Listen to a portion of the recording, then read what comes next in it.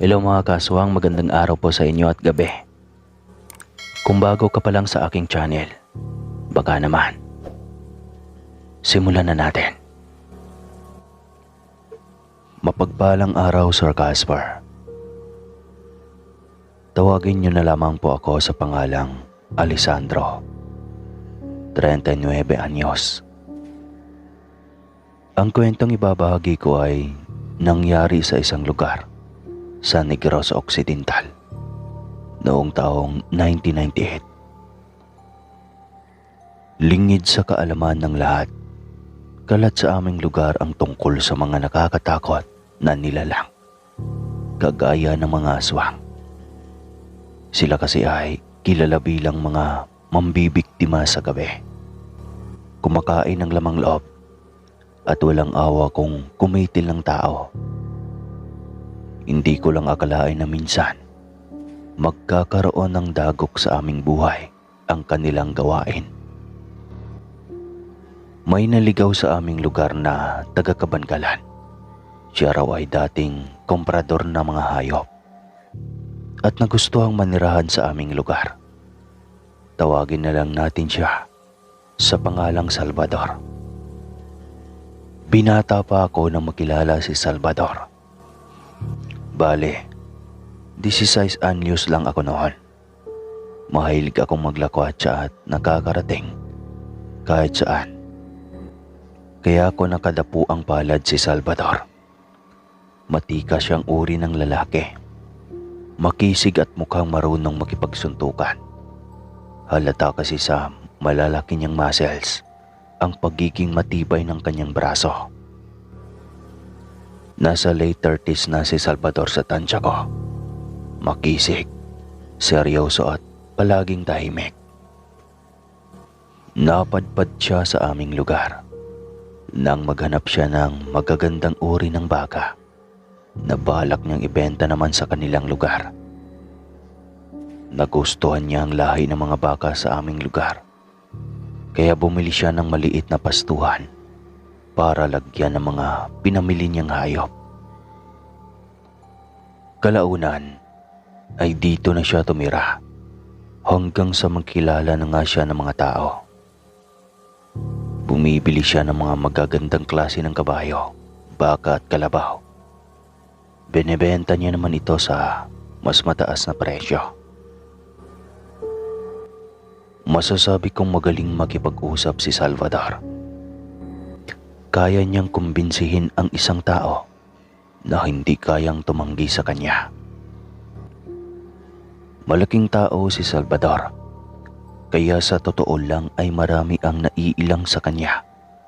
Kaya niyang maglakad sa isang lugar ng nag-iisa, pero nililingon pa din siya ng ibang tao. Maraming kadalagahan sa aming lugar ang nahuhumaling sa kanya. Ni isa ay wala siyang pinansin o nginitian man lang. Nagulat na lang kami nang minsang kumalat ang balitang ikakasal na si Salvador sa isa sa anak na dalaga ng isang mayamang angkan sa aming lugar. Tawagin na lang natin siya sa pangalang Alessia. Maganda si Alessia at mabait, maasikaso at masyadong mausisa. Nagkakilala lang sila ni Salvador sa kalsada at pagkalipas lang ng isang buwan ay ikakasal na sila. Ginawaran siya ni Salvador ng isang granding kasal. Walang ginang sa aming lugar ang hindi pinangarap na maikasal ang kanilang mga anak na dalaga sa lalaking ito. Mayaman daw kasi ito at maraming pera. May malaki pang parte ng lupa at maraming alagang hayop na hindi rin biro ang halaga. Nang magpakasal sina Salvador at Alicia, walang ni isa sa mga kapitbahay ang dumalo sa kanilang pag-iisang dibdib. Maraming kababaihan ang nakaramdam ng panibugho dahil gusto nilang maangkin ang lalaking tila ba hulog ng langit sa kakisigan.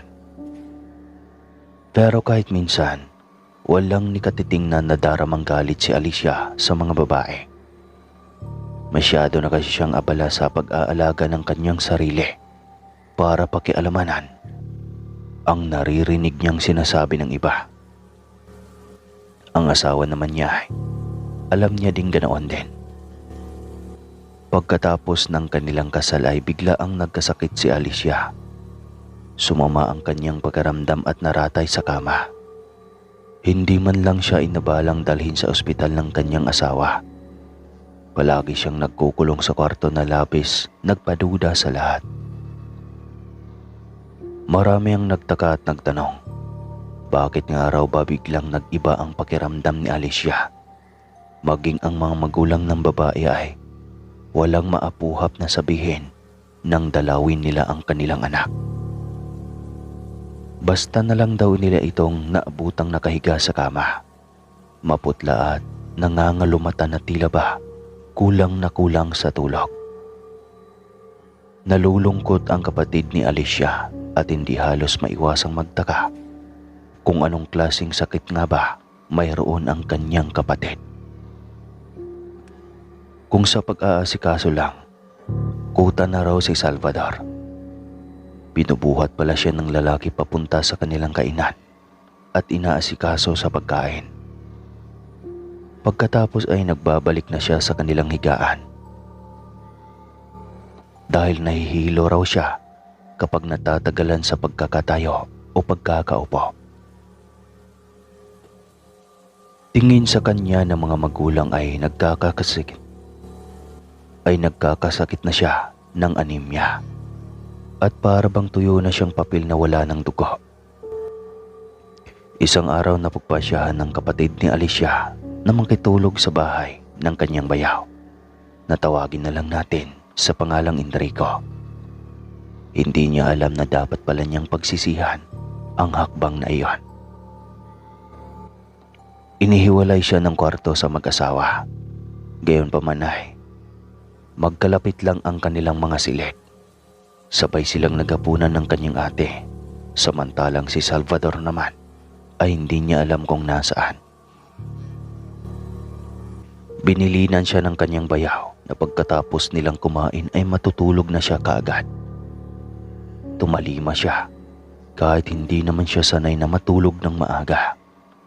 Nahiga siya sa kanyang kama at nakiramdam sa paligid. Inalala niya ang buhay ng kanyang ate Alicia sa pamamahay ni Salvador. Nakukuha nila ang lahat ng kanilang gusto. Magagarang sasakyan, malalawak na pastuhan, at mas marami pang pwesto. Iyon nga lang, sa kabila ng taglay nilang yaman, ay hindi sila biniyayaan ng supling. Walang nakakaalam kung sino sa kanila ang may diferensya. Habang nakahiga si Enrico sa kanyang malambot na kama, ay napakunot noo siya. Mukhang may napapansin siyang kakaibang ingay sa kwarto. Kaya napilitan siyang bumangon para mas lalo pa itong pakiramdaman. Walang ingay na lumabas siya ng silid at tinalunton ang kabilang kwarto kung saan naroroon ang kanyang ate at bayaw. Nakaawang ang pinto kaya kitang-kita niya ang dalawa habang natutulog. Napahinga ng maluwang si Enrico ng mga oras na iyon dahil wala naman palang kakaibang nangyayari nang bigla niyang napansin ang pagbangon ni Salvador na pinakikiramdaman ang tulog ng asawa.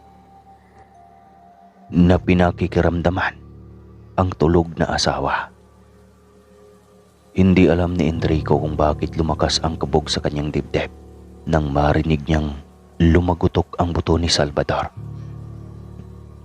Nang mapalingon sa bukas na bintana at masilayan ang maliwanag at bilog na buwan. Para siyang nawawala sa sarili, kaya naman hintakot siyang napaatras. Hindi niya alam kung dapat niya bang puntahan si Alicia, kaya naman hindi siya umalis sa kanyang kinaroroonan at naghintay ng iba pang mangyayari. Nakita ng dalawa niyang mga mata nang humaba ang dila ni Salvador at tumusok sa lalamunan ng kanyang ate na tila ba straw na sinisipsip ang dugo nito.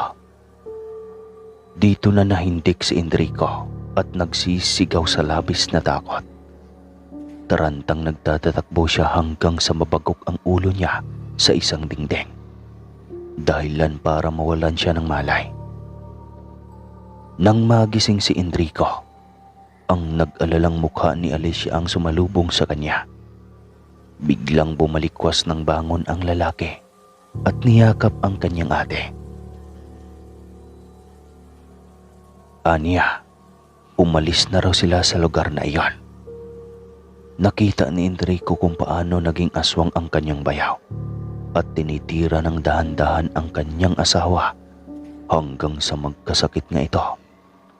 Pero ngumiti lang si Alicia.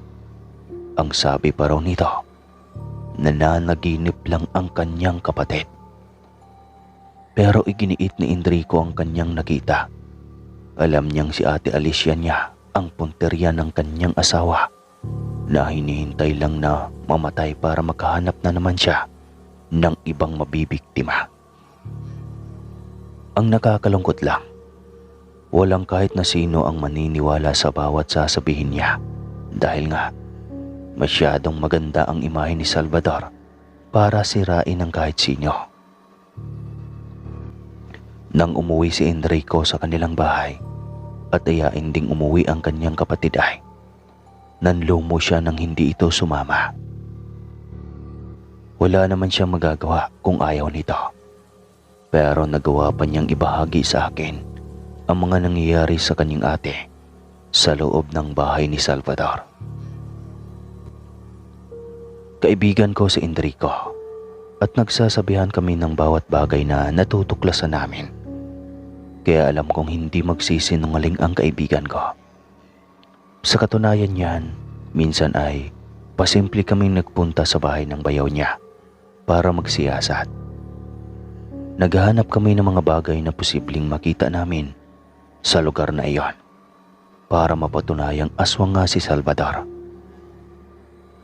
Pumasok kami sa kanilang basement at nakakita ako ng sangkatutak ng litratong hindi ko alam na nakatambak pala sa loob ng isang kahon. Nagkagulatan kami ni Enrico sa natuklasan. Lalo na't ang mga litratong natagpuan namin ay mga larawan ni Salvador na hindi lang isang beses kundi maraming beses na palang naikasal bago pa man si Ate Alicia niya. Kita sa kanyang itsura ang magkaibang tema ng bawat kasal niya. Lakip sa mga nakatagong mga litrato ang tambak na folders na may nakasalansan na death certificates ng kanyang mga yumaong asawa. Gulat na gulat kami sa aming natuklasan kaya hindi na nag-aksaya ng oras sa Enrico at galit na umakyat sa taas. Buti na lang talaga at wala si Salvador sa bahay nila ng araw na iyon dahil nagkataong may lakad ito sa lungsod para ayusin ang kaunting gusot sa kanilang opisina. Dali-dali niyang tinungo ang kanyang Ate Alicia na nagulat sa bigla ang pagdating namin. Walang pasubaling binuhat niya si Ate Alicia, kasunod ko na kip-kip ang mga papel at litratong natagpuan namin sa basement. Nakapangingilabot ang katotohanan ito. Hindi ko alam kung paano iisiping sa bawat buwan ay nagpapakasal si Salvador para punuan ang pangangailangan niya sa dugo na tanging nagpapalakas ng resistensya ng kanyang katawan. Malinaw na isang aswang si Salvador at nambibiktima siya ng mga babaeng hindi siya kilala sa tunay na pagkatao niya. Kaya naman labis kaming kinabahan nang maiuwi namin si Ate Alicia sa bahay nila. Gulat na gulat ang kanyang mga magulang sa nalaman dahil masyadong mabait si Salvador para gawin ito. Mabuti na lang at dala ko ang mga papel na magpapatunay ng hindi magandang gawain ng lalaki. Kaya naman napaniwala ko ang mga magulang ni Enrico. Noon din ay nagpapunta ng isang pribadong doktor sa bahay ang kanyang mga magulang at nag-request na dalhan raw ng ilang bags ng dugo ang pasyente. dahil masyado nang mababa ang dugo nito. Nataranta kaming lahat, lalo na't malapit nang gumabi. Kaya ang ginawa ni Enrico at ng papa nila ay sila ang nag-donate ng dugo sa babae para kahit papano ay lumakas ito. Sabi ng doktor, mabuti na lang daw at kaagad naming nadala ang ate Alicia sa bahay ni na Enrico. Dahil kung nagkataong hinayaan na namin ito, malamang mamayang gabi ay mamamatay si ate Alicia. Hintakot na kumuha ng napakaraming bawang ang mga katulong ni na Enrico at pinalibutan ang buong bahay. Sinabay nila sa pagsasaboy ang asin, kaya natitiyak nilang hindi basta-basta makakalapit sa kanila si Salvador. Nagpatawag din sila ng albularyo at siyang gumagawa ng ritual para gumawa ng pangontrang harang laban kay Salvador. Batid nilang pupunta ito kaagad sa bahay para magtanong kung nasa loob ba si Alicia. Kagaya nga ng inaasahan, bandang 8:00 ng gabi ay may humintong sasakyan sa harap ng bahay nila. Si Salvador yon, na mukhang hulas ang itsura. Pawis na pawis at tila ba galit na galit. Pigil na pigil nito ang emosyon nang kumatok sa harapan ng bahay ni na Enrico. Ako man ay kinakabahan ng gusto sa pwedeng mangyari. Hindi ko alam kung magkakagulo ba dahil kahit may nakita kang mga ebidensya sa loob ng kanyang kwarto ay hindi ko pa talagang mapaniwalang isang ang aswang si Salvador. Para bang pinaglalaroan pa ako ng aking isipan. Kaya naman walang ingay na umakyat ako sa itaas ng kanilang bahay at nagtungo sa terasa. Sinilip ko si Salvador mula doon at nagulat ako sa aking natuklasan. Wala siyang anino. Sinagilahan ako ng takot at naisip na bumalik sa kusina at kumuha ng asin. Si ate Alicia ay milagrong nakapagpahinga na matapos maabunuhan ng dugo. Medyo mabuti na ang kanyang pakiramdam. Ang albularyo naman sa salas ay abala sa pagsasalita ng mga lingwaheng hindi namin maintindihan na tila ikinagagalit ni Salvador ng husto. Hinahampas na niya ang pinto kaya naman binantaan na siya ng papa ni Alicia na kapag nagpumilit ay magpapatawag na sila ng pulis. Walang takot na pinagbabayo niya ang pinto, kaya natakot na kaming lahat. Dahan-dahan naman akong bumalik sa pwesto ko sa terasa at hinulugan ng asin si Salvador. Hindi ko alam kung sino sa aming dalawa ang nagulat, ako ba o siya. Nakita ko kasi kung gaano kahindik-hindik ang kanyang mukha. Mapupula ang kanyang mga mata at mahaba ang dila. May pangil siyang sobrang nakakadiring tignan. Samantalang ang balat niya ay animo binalot sa grasa dahil sa pinaghalong itim at dulas. Mabalasik ang mukha niyang nakatingin sa akin nang sabuyan ko siya ng asin. Tsaka siya nagkikisay na parang napapasok. Nakikita ko kung paano umusok ang kanyang mukha na tinamaan sa pool ng asin. Bago lumundag, sa ibaba ng bahay ang albularyo at hinagupit naman siya ng buntot pagi. Nagsisigaw si Salvador at galit na galit na nag-anyong baboy. Umangil siya at nagtangkang sumugod pero hindi na siya binigyan pa ng pagkakataon ng albularyo. Naubos na lang ang kanyang lakas sa kakaangil hanggang sa humalo na ang kanyang bulto sa kadiliman at bigla na lang naglaho. Otomatikong nagpatawag ng tulong ang mama at papa ni na Enrico sa alagad ng batas.